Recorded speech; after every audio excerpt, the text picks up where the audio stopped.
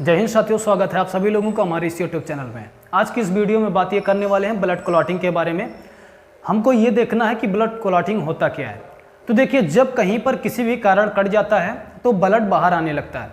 जो ब्लड बाहर आ रहा है उस बहाव को रोकने के लिए जो प्रोसेस, जो मैकेनिज्म काम करता है, उस प्रोसेस को हम ब्लड क्लॉटिंग प्रोसेस के नाम से जानते हैं। ठीक है, तो देखिए, जो ब्लड क्लॉटिंग प्रोसेस होता है इसे हम हेमोस्टेसिस के नाम से जानते हैं। हेमोस्टेसिस में दो वर्ड है, एक है हेम और दूसरा है स्टेसिस। एक है हेम और दूसरा है स्टेसिस।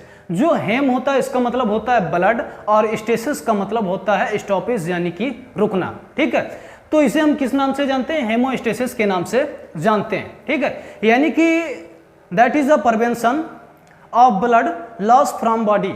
ठीक है, जो ब्लड का जमना होता है उस जमने को हम बोलते हैं कैस्केडिंग प्रोसेस। ब्लड का जमना कैस्केडिंग प्रोसेस कहलाता है। ठीक है, और फिर उसके बाद में जो ब्लड क्लॉटिंग टाइम होता है, यानी कि जो जमने का समय होता है, अगर जो कहीं पर किसी भी कारण कट गया है तो फिर उसके बाद में जो ब्लड जमने का समय होता है वो 2 से 5 मिनट के बीच में होता है। देखिए, वो जो जैसे कहीं पर त्वचा कटा है तो उसके ऊपर डिपेंड करता है कितना कटा और कितने स्पीड से ब्लड बाहर आ रहा है। ठीक है, और फिर उसके बाद में जो ब्लड होता है, ब्लड के जमने पर भी खतरा है और ना जमने पर भी खतरा है। यानी कि अगर जो ब्लड जम गया तब भी एक कंडीशन ऐसा आता है कि खतरा होता है, और एक कंडीशन ऐसा आता है कि ब्लड नहीं जमेगा फिर भी खतरा होता है। सवाल उठता है कब जमने पर खतरा है और कब ना जमने पर खतरा है। तो देखिए, अगर जो ब्लड नसों के अंदर जम रहा है, यानी कि बॉडी के अंदर जम गया, तो आदमी का मृत्यु हो जाएगा।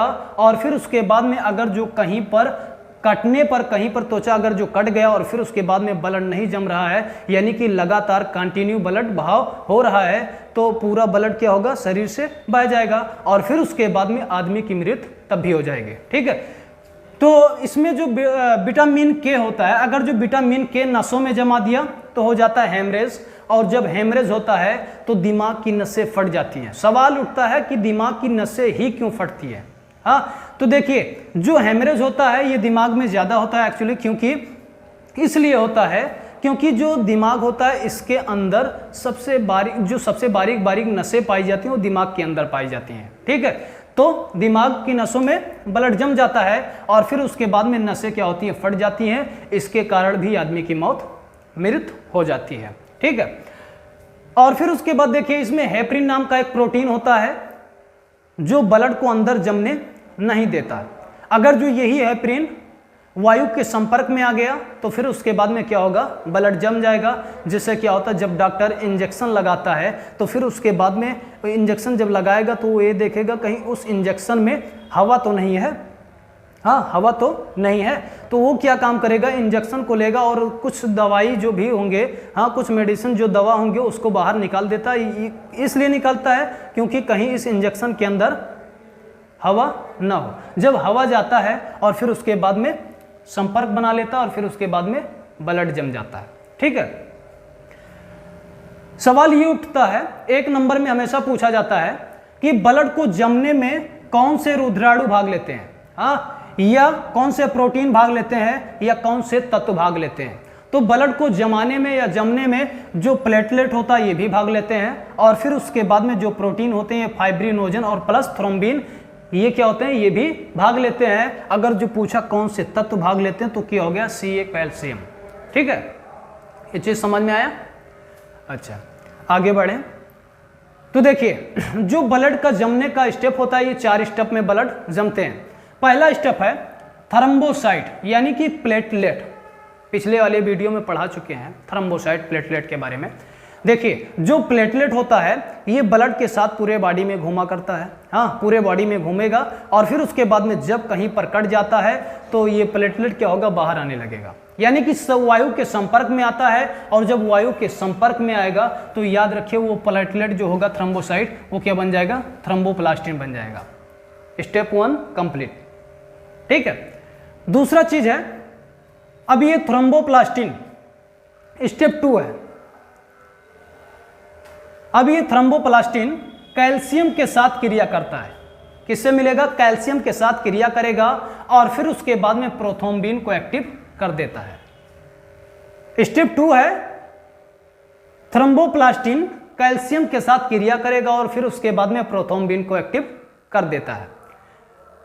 अब जब प्रोथ्रोम्बिन एक्टिव होगा तो वो क्या बन जाएगा, थ्रोम्बिन। Step 2 complete. ठीक है, जो तीसरा स्टेप है अब थ्रोम्बिन, अब थ्रोम्बिन फाइब्रिनोजन को एक्टिव करता है। अब थ्रोम्बिन क्या काम करेगा, फाइब्रिनोजन को एक्टिव करता है और जब फाइब्रिनोजन को एक्टिव करेगा तो वही फाइब्रिनोजन क्या बन जाएगा, फाइब्रिन। Step 3 complete. ठीक है, क्या बना, फाइब्रिन बना। ठीक है, अब फाइब्रिन जो होता है इसकी जो संरचना होती है जालीनुमा संरचना होती है, जालीनुमा संरचना होती है और फिर उसके बाद में इसमें क्या होता है कि जब आरबीसी हो, डब्ल्यूबीसी हो या प्लेटलेट हो आकर इस जाली में क्या होते हैं, फंस जाते हैं। और जब इस जाली में फंस जाएंगे और फिर उसके बाद में क्या होगा, ब्लड का थक्काकरण हो जाएगा, यानी कि ब्लड का थक्का बन जाएगा। ठीक है, हीमोफीलिया एक आनुवंशिक रोग होता है जो इंग्लैंड की महारानी से स्टार्ट हुआ था। देखिए, अगर जो किसी आदमी को हीमोफीलिया रोग है, उसका त्वचा कहीं पर किसी कारण कट गया तो जो ब्लड होगा वो हमेशा कंटिन्यू बाहर आता रहता है, यानी कि इसमें ब्लड क्लॉटिंग नहीं होता, थक्काकरण नहीं बनता है।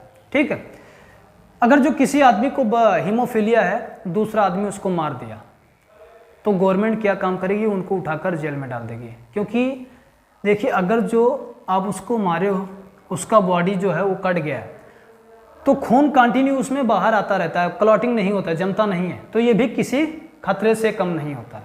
ठीक है, तो उम्मीद करते हैं आज का ये वीडियो समझ में आया होगा। इससे पहले भी हमने एक वीडियो बनाया था, वो ब्लड के बारे में बताया है।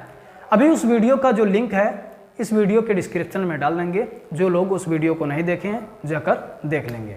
ठीक है, तो पढ़ते रहिए, मेहनत से पढ़िए और फिर उसके बाद में अच्छे लोगों के संगत में रहिए, क्योंकि कहावत है कि अच्छे लोगों के संगत में रहो, क्योंकि सोनार का कचरा भी बादाम से कहीं ज़्यादा महंगा होता है। ठीक है, तो उम्मीद करते हैं वीडियो समझ में आया होगा। मिलते हैं अगली वीडियो में, तब तक के लिए जय हिंद।